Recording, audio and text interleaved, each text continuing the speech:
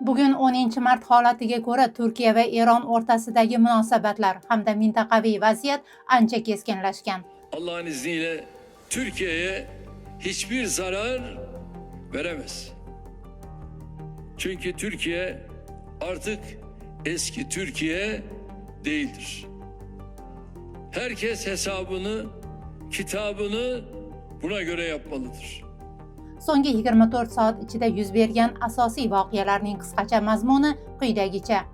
Raketa mojarosi va havo hududining buzilishi. 9-mart kuni Erondan uchirilgan navbatdagi ballistik raketa Turkiya havo hududiga kirgan va O'rta Yer dengizi sharqidagi NATO havo hududidan mudofaa tizimlari tomonidan urib tushirilgan.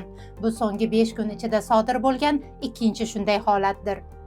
Turkiya Milliy Mudofaa vazirligi o'z hududiga bo'lgan har qanday tahdidga qat'iy javob berilishini bildirdi. Eronning Anqaradagi elchisi Turkiya Tashqi ishlar vazirligiga chaqirtirilib, rasmiy norozilik bildirildi. Prezidentlar o'rtasidagi muloqot. Turkiya prezidenti Rajab Toyib Erdo'g'an va Eron prezidenti Mas'ud Pezeshkian telefon orqali muloqot qildi. Erdo'g'an havo hududining buzilishini hech qanday sabab bilan oqlab bo'lmasligini ta'kidladi va mintaqaviy davlatlarni nishonga olish hech kimning manfaatiga xizmat qilmasligini aytdi. Pezeshkian esa o'z navbatida raketalar Eronga tegishli emasligini iddao qilib, ushbu holatni tekshirish uchun qo'shma komissiya tuzishni taklif qildi. Harbiy va diplomatik choralar. Turkiya Milliy Mudofaa vazirligi havo hududini himoya qilish uchun Patriot havo mudofaa tizimi Malatyaga joylashtirilganini ma'lum qildi. Shuningdek, Turkiya Eron atrofidagi vaziyat va mintaqaviy xavfsizlikni hisobga olib, Shimoliy Kiprga F-16 qiruvchi samolyotlari va havo hududidan mudofaa tizimlarini joylashtirdi. AQShning evakuatsiyasi va Erondagi o'zgarishlar. AQSh Davlat departamenti xavfsizlik nuqtai nazaridan Turkiya janubidagi Adana konsulligi xodimlari va ularning oilalariga hududni tark etishni buyurdi.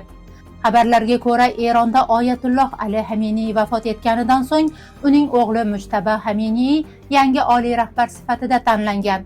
Erdo'g'an ushbu tayinlov mintaqada tinchlikka xizmat qilishiga umid bildirdi. Prezident Rajab Toyib Erdo'g'anning Turkiya endi eski Turkiya emas, hamma hisob-kitobini shunga yarasha qilsin degan iborasi shunchaki siyosiy shior emas, balki rasmiy Anqaraning yangi geopolitik doktrinasining o'zagi hisoblanadi.